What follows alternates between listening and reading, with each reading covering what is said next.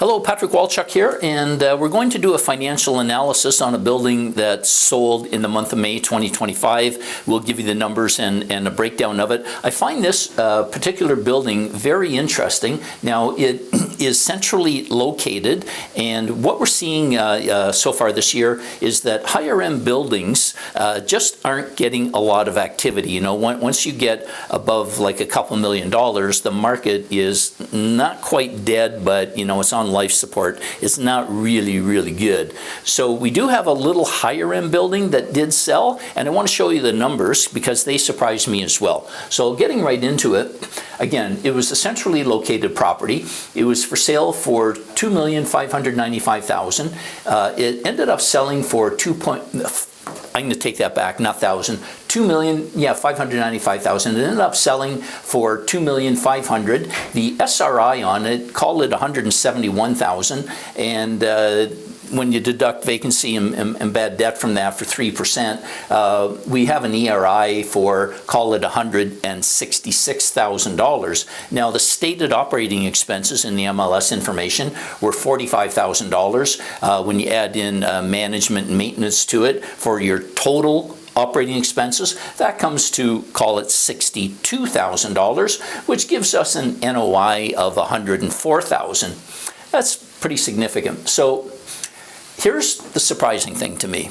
It had a cap of 4.2%, where a lot of other properties that, you know, might consider them superior, whatever, you know, 5% isn't doing it on the cap rate. But this actually sold, but it's a little lower end than some of the other buildings we've been seeing, you know, at 3, 4, 5 million, that kind of thing. So anyhow, the operating expense ratio was actually not bad at 37%. It's sort of on the low end of average, so that's cool. It sold for 15 times the gross and 24 times the net income. Now, what we do in these videos, we look at how much of a down payment's required for this property to break even. We're not saying that the buyer paid this amount. The buyer could have gone in all cash for all we know.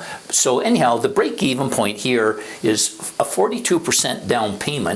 And the buyer would have had to have had over $1 million cash, and then after he or she makes their mortgage payments, the annual debt service on that mortgage, call it $104,000.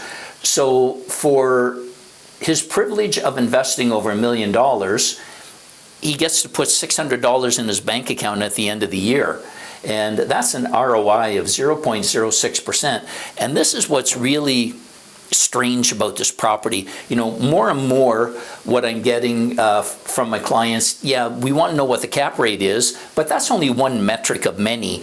And this is getting to be like a bigger metric, at least in terms of the investors that I'm talking to, and they want a higher yield for their investment. You know, you can buy like a brain dead GIC and make 2 to 3%, and you can invest in the bond market and in equities and that kind of thing, and you don't have to deal with angry tenants and all that stuff. Now, there are other ways to make money in real estate besides the cash flow. You know, every year your tenants are paying your mortgage down, and you're developing equity by that, and every year hopefully the value of your property is going up. So that's kind of the 3 legs, if you will, of profitability. But one of those legs is kind of getting longer these days, and that's that investors want an ROI that is going to kind of pay them for the risk that they're taking. So anyhow, it is what it is. Thank you for watching. Bye-bye.